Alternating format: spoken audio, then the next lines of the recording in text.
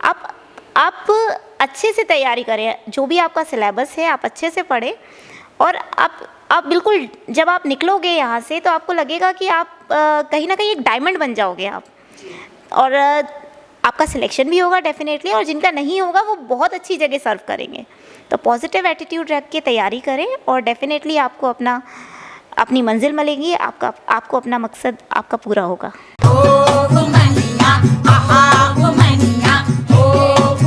नमस्कार, आप देख रहे हैं ग्वालियर इम्पैक्ट और मैं हूं मिताली। स्वागत है आपका वुमनिया सीज़न 2 के इस नए एपिसोड में।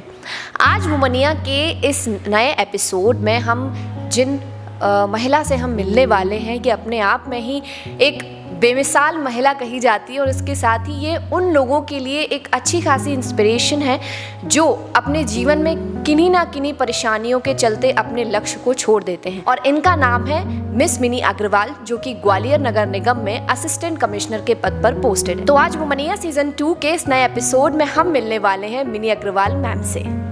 मैम, सबसे पहले तो आपका बहुत बहुत स्वागत है वुमनिया सीज़न 2 के नए एपिसोड में। Thank you so much for inviting me and for taking my interview. Ma'am, basically मेरा आपसे सबसे पहला जो सवाल है वो ये है कि एज एन आप ग्वालियर से ही आप रहे हैं, आपने ग्वालियर में ही अपनी पढ़ाई पूरी की, तो ये जो स्टार्टिंग रही थी एक एज अ पीएससी स्टूडेंट और फिर उसके बाद आज आप असिस्टेंट कमिश्नर के पद पर हैं, ये रहा कैसे? मतलब इसकी शुरुआत कैसे हुई और फिर किस तरह आप आगे बढ़े? सबसे पहले तो 2012 में मेरा ग्रेजुएशन हुआ था। एक्चुअली मेरे माइंड में ऑफ द माइंड कभी हमेशा ऐसा चलता था कि मुझे कुछ करना है, सोसाइटी को सर्व करना है, मतलब रास्ता नहीं पता था। मैं बेसिकली बिजनेस क्लास फैमिली से हूँ, तो मेरे पास मुझे ऐसा लगता था क्या करना है। तो 2010 में शायद पी नरहरी सर की पोस्टिंग रही, कलेक्टर रहे वो ग्वालियर के, तो मुझे वो काफ़ी इंस्पायर करते थे जब मैं न्यूज़पेपर पढ़ती थी। तो उसके बाद 2012 में मेरा ग्रेजुएशन हुआ, उसके बाद मैंने तैयारी शुरू करी, और तैयारी के बाद हमारे साथ ऐसा था कि मैं 2012, 13, 14, 15, 16 मैंने सारे मेंस लिख चुकी थी, बट हमारे इंटरव्यूज़ नहीं हो रहे थे। तो 2016 में ही हमारे सारे 2015-16 में सारे इंटरव्यूज़ हुए और रिज़ल्ट सारे 2016-17 में आए। तो पहला सिलेक्शन मेरा एज अ लेबर ऑफिसर हुआ था 2014 बैच से, जो रिज़ल्ट 2016 में आया था। उसके बाद मेरा असिस्टेंट डायरेक्टर इंडस्ट्रीज़ के पद पर हुआ था, जो मैंने ज्वाइन नहीं करा था क्योंकि वो भी क्लास 2 पोस्ट ही थी। उसके बाद भी मैंने अपनी तैयारी जारी रखी, क्योंकि कहीं ना कहीं मुझे I was not satisfied with my post, और कुछ ही नंबरों से ऐसा होता था कि कभी मेंस कभी इंटरव्यू मैं कम रह रहे थे और बहुत डिफरेंस नहीं था। उसके बाद मैंने फिर तैयारी करी, तो मेरा सीएमओ हुआ, और वर्तमान में मैं असिस्टेंट कमिश्नर के पद पर पदस्थ हूँ, डेपुटेशन पे हूँ नगर निगम में। और ऐसे रहा मेरा जर्नी, अभी भी मेरी जर्नी चालू है, और still I am preparing for something better post. तो जैसे मैंने आपके बारे में सुना है कि आपका बचपन से ड्रीम था डॉक्टर बनने का, लेकिन आज आप सिविल सर्विसेज में, तो ये पाथ जो था ये अचानक चेंज कैसे हुआ? एक्चुअली कुछ चीज़ हम नहीं सोचते, शायद हमारे लिए ईश्वर सोचते हैं। एक सुपर नेचुरल पावर है जो हम सबसे ऊपर है। तो बचपन में एक्चुअली मेरा लेग्स बैंड थे, तो मुझे हमेशा से ऐसा लगता था कि मैं खुद का ऑपरेशन करूँगी। फिर लाइफ ने कुछ ऐसे हर्डल्स दिए, कुछ लाइफ ने ऐसे बोलते ना कि इतने ख़राब मोमेंट्स रहे कि अपने आप जीवन का जो लक्ष्य था बदल गया। When I was in 7th standard मेरा ऑपरेशन हुआ। मैं 8 साल तक पलंग पे थी। मेरे 4 मेजर ऑपरेशंस हुए हैं, और शायद पहले मतलब एक बच्ची जब 8 साल तक पलंग पे रहती है, मेरे लिए उठना भी बहुत मुश्किल था, सोसाइटी को फेस करना। जब मैं 2012 में मतलब जब मैं बाहर निकली तो मैं आँख बंद करके निकलती थी, तो क्योंकि मुझे ऐसा लगता था लोग मेरे बारे में क्या सोच रहे हैं, लोग क्या कहेंगे। तो उस लेवल की मैंने जर्नी को, उस लेवल के मतलब परेशानियों को मैंने उस टाइम पे थी। और जब मैंने जैसे मैं बायो से थी और मैंने PMT वो मतलब जब मैं 12th हुआ मैंने कोशिश की कि दूँ मैं PMT, बट मैं अनफॉर्चुनेटली मैं नहीं दे पाई क्योंकि मेरे पैर में मतलब काफ़ी बहुत अनबियरेबल पेन था और मेरा प्लास्टर भी काफ़ी यहाँ तक चढ़ा हुआ था और मैं नहीं दे पाई, PMT नहीं दे पाई मैं। और मैंने फिर ग्रेजुएशन करना बेहतर समझा कि मुझे किसी भी स्ट्रीम में ग्रेजुएशन करना है, तो मैंने BCom का प्राइवेट फॉर्म डाल दिया था। BCom किया 12 में 2012 में मेरा BCom हुआ और उसके बाद थोड़ा थोड़ा मैं चलने लगी थी, तो मुझे लगा कि ठीक है अब बाहर तो निकलना ही है। तो बाहर निकल कर फिर कोचिंग ज्वाइन की। जब 2012 में पहली मतलब 8 साल बाद नहीं 10 साल बाद मैंने 3 मंजिल चढ़कर मैं उस पर जाती थी, कोचिंग जाती थी। तो उसके बाद अचानक 2012 के बाद लाइफ बदलती गई, सडनली चेंजेस आते गए और अभी मैं इस काम पर हूँ एज एन असिस्टेंट कमिश्नर, जो कि बहुत सारे लोगों के माइंड में होता है कि असिस्टेंट कमिश्नर जो है वो क्या काम करते हैं, क्योंकि कई सारी पोस्ट होती हैं, लोग उसमें कंफ्यूज होते हैं। सबको पता है कमिश्नर कौन है, सबको ये भी पता है एडिशनल कमिश्नर कौन है, बट असिस्टेंट कमिश्नर क्या इसका जॉब रोल होता है और किस तरह जो है इस पोस्ट तक पहुँचा जाता है, इसके बारे में ज़रा थोड़ा लोगों को बताइए, ताकि जो हमारी अगर विमेंस है, जो हमारी गर्ल्स हैं, अगर वो इस चीज़ की तैयारी करना चाहे तो कर सकती है। सबसे पहले तो मैं क्लास 2 CMO हूँ, मुख्य नगर पालिका अधिकारी हूँ और मैंने पहले भी कहा था मैं डेपुटेशन पे हूँ यहाँ पे as an assistant commissioner. As an assistant commissioner आप वो सभी काम करते हैं जो आपको कमिश्नर डेलीगेट करते हैं। जैसे एज अ डिप्टी कलेक्टर आपको वो सभी काम करने होते हैं जो आपको कलेक्टर डेलीगेट करते हैं। तो जो भी कमिश्नर आपको काम सौंपते हैं वो आपको करना होता है। एज एन असिस्टेंट कमिश्नर जैसे अगर मैं अपनी बात कहूँ तो अभी मैं NULM देख रही हूँ, राष्ट्रीय शहरी आजीविका मिशन, और मैं श्रम विभाग भी देख रही हूँ। इसके अलावा मैं राजस्व में मेरे पास ग्वालियर और पूर्व विधानसभा हैं। तो और भी जो कमिश्नर सर के द्वारा या वरिष्ठ अधिकारियों के द्वारा जो सौंपे जाते हैं वो काम हम लोग करते हैं। तो इस प्रकार से आप PSC की, जैसे अगर मैं वुमेंस को मैसेज देना चाहूँ, वुमेंस अगर करना चाहे तो PSC की तैयारी करें। और उसके बाद आपकी बहुत सारे प्रेफरेंसेस होती हैं, जैसे सबसे पहले लोग डिप्टी कलेक्टर ही डालते हैं, उसके बाद DSP डालते हैं। जो भी आपको ऑप्ट करना है, काफ़ी सारी पोस्ट प्रेफरेंसेस होती हैं, उसको आप डालकर कर सकते हैं। जैसे मैं क्लास 2 CMO हूँ, मैं यही कह सकती हूँ, और मैं डेपुटेशन पे हूँ यहाँ पर एज एन असिस्टेंट कमिश्नर। तो मैम असिस्टेंट कमिश्नर के जॉब के बारे में तो आपने बता दिया, बट काम जो है वो चाहे किसी भी पोस्ट पर हो बहुत चैलेंजिंग भी होता है, डिफ़िकल्ट भी होता है, और आपकी लगातार पोस्टिंग जो है वो चेंज रही है, जगह भी चेंज रही है। तो क्या कभी ऐसा रहा है कि हाँ ट्रांसफ़र होते होते आपको लगा हो कभी कि यार ये ट्रांसफ़र्स बड़ा होते हैं यार, किसी एक जगह में रुक नहीं पाती हूँ, या फिर किसी जगह से ऐसा कभी लगा हुआ हो कि वहाँ से जब आप निकल रहे हो तो आपको मतलब बहुत बुरा फील हो रहा हो कि हाँ यार क्यों ट्रांसफ़र हो गया? देखिए, कहीं ना कहीं हम लोग जब जाते हैं तो अभी हमें पता होता है कि हम लोग सिर्फ एक टाइम के लिए यहाँ पर आए हैं और हमें जाना है, और यही हमारी सर्विस का एक पार्ट है, एक हिस्सा है। तो ये कहीं ना कहीं माइंड में रहता है, माइंड में। बट फिर भी मैं ये कहना चाहूँगी कि जब मैं लेबर ऑफिसर रही, मैं लगभग 2-2.5 साल भिंड में रही थी, तो वो चैलेंजिंग भी था। जहाँ आप ज़्यादा चैलेंजेस फेस करते हो वहाँ से आपको थोड़ा सा लगाव हो जाता है। तो भिंड से मुझे ऐसा था कि थोड़ा लगाव हो गया था, मेरी आंखों में उस टाइम आंसू थे, क्योंकि मेरे ऑफिस के लोग भी रो रहे थे। थोड़ा सा जुड़ाव, क्योंकि ऐसा आप बिल्कुल पढ़ के निकल के आते हो और आप वहाँ काम सीखते हो, करते हो काम, खुद को प्रूव करते हो, लोगों से भी जल्दी आप जुड़ जाते हो। तो फिर उसके बाद धीरे धीरे आपको लगता है ये जीवन का हिस्सा है। जैसे फिर बदरवास रही, ज़्यादा टाइम नहीं रही। हाँ, वहाँ पे भी थोड़ा तो है कि जब अपन चेंज होते हैं, दूसरी जगह जाते हैं, तो थोड़ा सा ऐसा लगता है, क्योंकि जुड़ जाते हैं अपन एक साल में भी थोड़ा लोगों, फिर दूसरी जगह के अलग चैलेंजेस रहते हैं। बट एज मैं अब कहना चाहूँ तो मुझे ऐसा लगता है कि अब मुझे दूसरी जगह पे जैसे मेरे को ऐसा लगता है कि एक्सप्लोर करने का मौका मिल रहा है, ज़्यादा लोगों को जानने का मौका मिल रहा है, ज़्यादा जब हम और हमारी कहीं ना कहीं जब हमारे ट्रांसफ़र्स होते हैं तो हमारी ग्रोथ भी होती है, हम उस तरीके का सीखते हैं। हर जगह के अपनी एक प्रकृति होती है, हर जगह की अपनी एक डिमांड होती है सर्विस की। तो उसके अकॉर्डिंग आपको करना पड़ता है। तो सीखने बहुत मिलता है। मतलब जब आप बहुत जगह सर्व करके आते हो, बहुत जगह सर्विस करके आते हो, तो सीखने बहुत मिलता है। तो इसीलिए लोग ये नहीं सोचें, मतलब मैं स्पेशली बहुत सारे लोगों को ये रहता है कि नहीं, हम किसी भी कंडीशन में यहाँ पे रहें। तो ये part and parcel of job है कि आपके ट्रांसफ़र्स होंगे। इसके लिए आप तैयार रहिए और खुद को मेंटली प्रिपेयर रहिए और खुद को मतलब दिमाग खुला रखिए। जहाँ भी जाओगे आप अच्छा करके आओगे, बस यही दिमाग में रख के आगे बढ़ते जाइए और बहुत सारे ज़िंदगी मौके देगी। ये तो खैर मैम आपके काम की बात होगी, लेकिन अगर हम जैसे आपके काम के अलावा हटकर अगर बात करें कि हाँ, जब कभी मिनी जी को वक्त मिलता है अपने काम से थोड़ा फुर्सत के पल निकाल के, तो मिनी जी क्या करना पसंद करती है?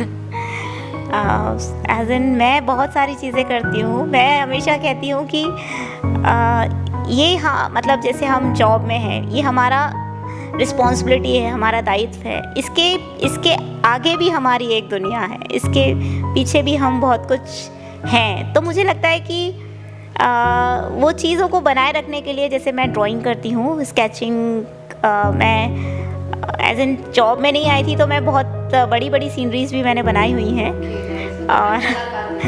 और मैं लिखती भी हूँ, बहुत अच्छा तो नहीं, हाँ, बट मैं अपने लाइफ के एक्सपीरियंसेस, और अगर मेरे फ्रेंड्स कुछ बोलते हैं कि हमारे लिए लिखते, तो ऐसे करके मैं लिखती भी हूँ। और मुझे बुक्स पढ़ने का भी, मतलब कुछ नई बुक्स आती हैं तो मैं वो भी पढ़ना पसंद करती हूँ।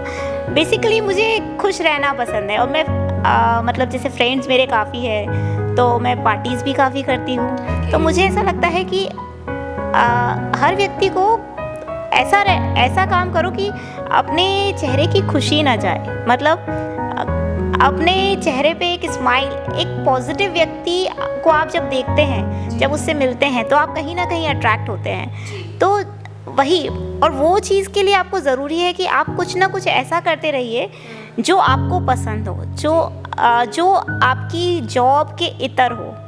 मतलब जैसे जब मैं ड्राइंग करती हूँ, तो जो मेरे साथ में अभी फ्रेंड थी, श्योपुर में जब पोस्टेड थी, तो वो बोलती थी आपको होश ही नहीं रहता कि सामने वाला पास में कौन बैठा है। तो मैं इतना खो जाती हूँ ड्राइंग में। तो मतलब कहीं ना कुछ ऐसा करते रहना चाहिए अपनी लाइफ में, जिससे अपनी लाइफ का मोटिवेशन बना रहे।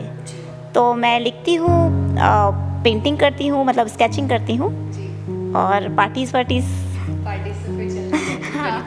बिल्कुल। हम आपसे ड्राइंग तो याद नहीं करवा सकते, लेकिन हाँ, आपका कुछ ऐसा लिखा हुआ जो आपको बहुत अच्छे से याद है, जो आप हमारे व्यूअर्स को सुनाना चाहो, और ताकि उन्हें थोड़ा मोटिवेशन मिले। जब लोग मुझसे पूछते हैं मेरे बारे में, तो मैं कहती हूँ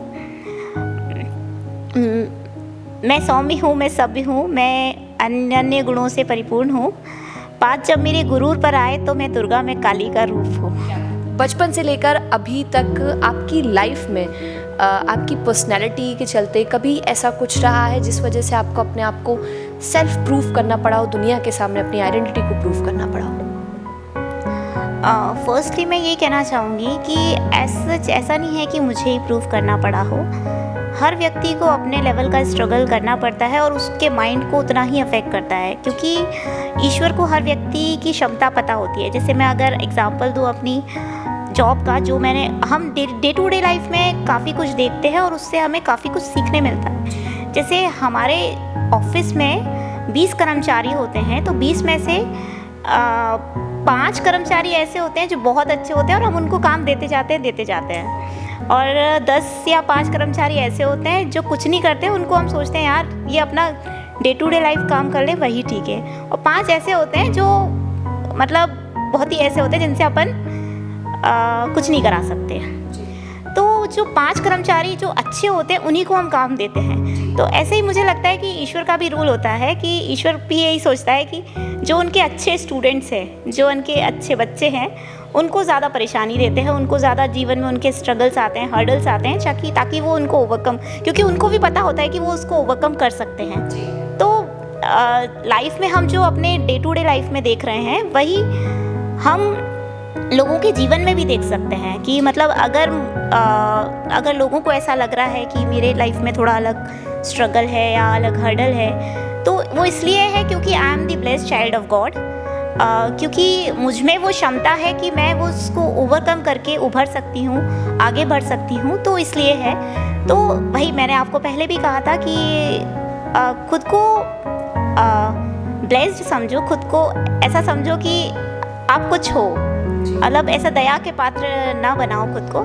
तो मुझे हमेशा से ये लगता रहा है, और मैं बचपन से भी मैं बहुत पॉजिटिव अप्रोच लेके चली हूँ। मतलब मेरे शायद ईश्वर की कृपा रही मुझ पर कि मेरा दिमाग में कभी भी नेगेटिव, सच में मतलब मैं कभी ऐसी नेगेटिव नहीं हुई। मतलब बचपन में एक बार मुझे याद है कि जब मैं 6th स्टैंडर्ड में थी तो बहुत सारा, मैं क्वेड में पढ़ी हूँ, बहुत सारे लड़के थे और आई वाज इन, मतलब मुझे लगता है 12th क्लास के स्टूडेंट्स थे सारे, और बहुत तेज, मतलब दे वर लाफिंग ऑन मी। मुझे इतनी तेज गुस्सा आया, मैं इतनी तेज घूरी उनको, और मतलब मैंने बहुत सारी चीज़ें उठा के फेंक दी थी। तो मेरे अंदर वो बोलते ना कि बचपन में भी वो जिद, वो गुस्सा, और कहीं और वो गुस्सा पॉजिटिव रहा हमेशा। ऐसा नहीं रहा कि मैंने उनसे कुछ ग्रजेस रखे हों, बट मुझे लगा वो गलत है, तो मैंने बिल्कुल बहुत ज़ोर से चिल्लाया भी उनको। मैंने कहा कि अगर आज के बाद मैंने आप लोगों को देखा तो आप मुझसे बुरा कोई नहीं होगा। मैं इतनी सी थी और वो बहुत बड़े थे। तो मतलब ऐसा रहा कि अपने अंदर वो बोलते ना, मैं जैसे something was burning inside me at that moment also. मतलब उस समय भी मेरे अंदर कुछ चल रहा था कि मुझे खुद को साबित करना है। तो हर व्यक्ति खुद को साबित करने की कोशिश करता है, और इस साबित करने की जर्नी में मैंने खुद को भी नहीं खोआ। मैंने अपनी हंसी को भी बनाए रखा, अपनी पॉजिटिविटी को भी बनाए रखा। तो सभी लोग अपनी पॉजिटिविटी को बना के रखते हुए अपने जो सपने हैं उनको ज़िंदा रखें, आगे बढ़ें। एक चीज़ और कहना चाहूँगी मैं, कई बार ऐसा होता है मैंने कहा ना, जैसे मैंने PMT सोचा था, मैं डॉक्टर बनूंगी, मैं नहीं बनी। तो हम कुछ सोचते हैं, हमारे साथ वो चीज़ नहीं होती है। तो वो चीज़ नहीं हो तो उसका दुख मत मनाइए। हो सकता है आपके लिए कुछ बेटर अपॉर्चुनिटीज़ लिखी हो। जैसे PSC की तैयारी करने वाली एक बंदी को मैंने देखा, अभी पेपर में पढ़ा था, भंवर कुआं पे इंदौर में, उसने सुसाइड कर ली। तो इसके लिए मैं ये कहना चाहती हूँ कि लाइफ इतनी छोटी नहीं है। मतलब लाइफ एक्चुअली इतना, मतलब वो नहीं है कि हम सिर्फ एक सिलेक्शन नहीं हुआ इसके लिए हम अपनी जान दे दें। हो सकता है अगर जब 2016 में जब फर्स्ट रिज़ल्ट आया था, उस समय यदि मैं ये कदम उठा लेती, मेरे दिमाग में भी कहीं ना कहीं एक पल ये आया होगा, शायद आया था। लेकिन यदि मैं उस समय वो खुद को उभार नहीं पाती और मैं वो कदम उठा लेती, तो मैं आज इस पल को, इस मोमेंट को नहीं जी पाती।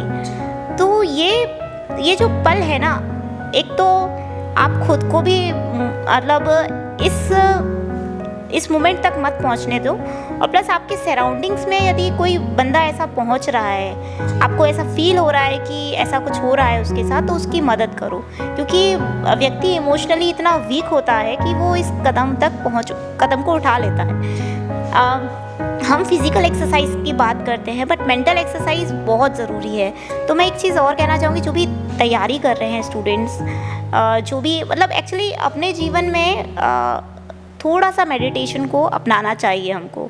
मतलब भले ही हम अपने को 15 मिनट दें, बट खुद के लिए दें 15 मिनट। सिर्फ शांत होकर बैठें, अपने साथ बात करें, अपने लिए सोचें। और मेडिटेशन जीवन में बहुत ज़रूरी है, क्योंकि हमारे आसपास, हमारी सराउंडिंग्स में बहुत सारी नकारात्मकता है, और उसको ओवरकम करने के लिए हमें खुद से जुड़ना पड़ेगा, हमारी मेंटल स्ट्रेंथ को स्ट्रॉन्ग करना पड़ेगा। तो इसके लिए मेडिटेशन सब लोगों को करना चाहिए। ग्वालियर में आप वुमेन एम्पावरमेंट को आप किस तरह से देखते हैं? ग्वालियर में यदि मैं सबसे पहले एनुअल देख रही हूँ, राष्ट्रीय शहरी आजीविका मिशन, तो कहीं ना कहीं it is related with women's. तो सबसे पहले तो वुमेन एम्पावरमेंट हो चुका है, मतलब शुरू है, मतलब उसके मुकाम तक नहीं पहुंचा है। कहीं ना कहीं आज हम हर फील्ड में देखें तो महिला आगे आ रही है। आज अगर हम आपकी बात करें तो आप भी एक वुमेन हैं और मैं भी एक वुमेन हूँ। तो हमें एक प्लेटफॉर्म मिल गया है, और ग्वालियर की लड़कियाँ अलग अलग जगह पे, बहुत अच्छी जगह पे सर्व कर रही हैं, बहुत अच्छी जगह पे कर रही हैं। और हाँ, अगर मैं NULM में बात करूँ तो हमारे काफ़ी सारे वुमेंस, बहुत जो छोटे निचले तबके की महिलाएं हैं, उन्होंने भी काफ़ी अच्छे अच्छे समूह बनाकर, बहुत जैसे पापड़ बड़ी और भी कुछ कबाड़ से जुगाड़ का काम कर रही है। तो महिलाएं एक्चुअली आगे आ रही हैं। मतलब अगर मैं देखती हूँ तो सच में पॉजिटिव चेंज हम देख रहे हैं। जब मैं भिंड में पोस्टिंग थी मेरी, तो मेरे अंडर में एक भी वुमेन नहीं थी। मतलब हमारे उसमें हम सिर्फ दो महिला अधिकारी थे, मैं और एक RTO थी। तो अब जब हम देखते हैं तो थोड़ा सा हमको खुद पता चलता है कि काफ़ी सारी महिला अधिकारी आई हैं इस बीच और सर्व कर रही हैं। हमारे कर्मचारियों में भी काफ़ी सारी महिलाएं आई हैं। लेकिन इसके साथ में एज अ वुमेन, मैं वुमेन्स को एक कहना चाहूँगी, महिला सशक्तिकरण से तात्पर्य ये बिल्कुल नहीं है कि हम पुरुषों को पछाड़ें।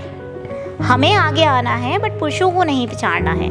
किन्हीं लोगों के कारण पूरी हमेशा ये कहा जाता है कि महिलाएं काम नहीं करती। आम धारणा ये है, मतलब मैं भिंड में जब पोस्टिंग थी तो ये लोगों में धारणाएं हैं। मतलब हम लोगों को खुद को साबित करना पड़ता है तब हमें काम मिलता है। और क्योंकि रीज़न है उसके लिए, अधिकांश महिलाएं जो ऐसे करती हैं कि हम 10 to 5 जॉब करेंगे, हम ये नहीं कर सकते, हम वो नहीं कर सकते, और हम अपनी चीज़ों का फ़ायदा उठाने लगते हैं। तो उससे लोगों की टेंडेंसी, लोगों की मानसिकता वैसी बन जाती है। तो अपनी चीज़ों का फ़ायदा उठाना बंद करो। जो चीज़ आपकी कमज़ोरी हो, उस कमज़ोरी को आप अपनी पावर बनाओ, ना कि उसका फ़ायदा उठाना अच्छी बात है। तो और इसके साथ ही अगर एज अ वुमेन आपको कुछ चाहिए तो मुझे लगता है एक गाना है, वो मुझे काफ़ी ऐसा लगता है, हम नारी की आज़ादी का सम्मान करेंगे, हम नारी की सुरक्षा का ध्यान रखेंगे। तो आज़ादी का ध्यान और सुरक्षा को बना के रखना, ये दो चीज़ें मतलब इम्पॉर्टेंट है। बट बाकी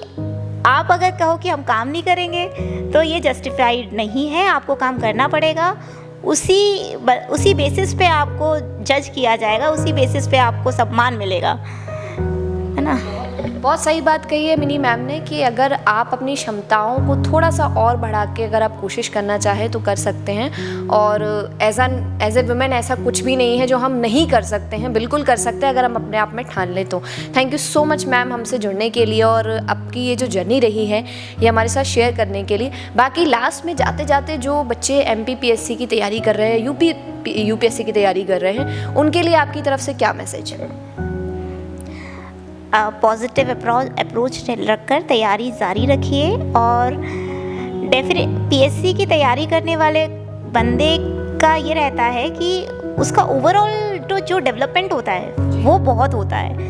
मतलब उसकी जो समाज के प्रति समझ होती है, उसकी जो एनवायरनमेंट के प्रति समझ होती है, वो बहुत विकसित होती है। तो वो एक, अगर आपने जेन्युइनली और बहुत अच्छे से तैयारी करी है तो एक वो होता है, कहते हैं ना, डायमंड होता है, और वो किसी भी फील्ड में जाएगा ना तो वो अच्छा ही करेगा। आप अच्छे से तैयारी करें, जो भी आपका सिलेबस है आप अच्छे से पढ़ें, और आप बिल्कुल जब आप निकलोगे यहाँ से तो आपको लगेगा कि आप कहीं ना कहीं एक डायमंड बन जाओगे आप, और आपका सिलेक्शन भी होगा डेफिनेटली, और जिनका नहीं होगा वो बहुत अच्छी जगह सर्व करेंगे। तो पॉजिटिव एटीट्यूड रख के तैयारी करें और डेफिनेटली आपको अपनी मंजिल मिलेगी, आपको अपना मकसद आपका पूरा होगा। बहुत सही बात कही है मैम ने, और मैं मैम का दोबारा धन्यवाद करना चाहूँगी हमसे जुड़ने के लिए। मेरे साथी मिनी अग्रवाल मैम, जो कि नगर निगम में असिस्टेंट कमिश्नर के पद पर पोस्टेड है, जिनकी जर्नी हमने आपसे शेयर की। मिलते हैं वुमनिया सीज़न 2 के अगले एपिसोड में किसी अगली हस्ती के साथ। तब तक जुड़े रहिए ग्वालियर इम्पैक्ट के साथ। कैमरामैन समर के साथ मैं हूँ मिताली। नमस्कार, धन्यवाद।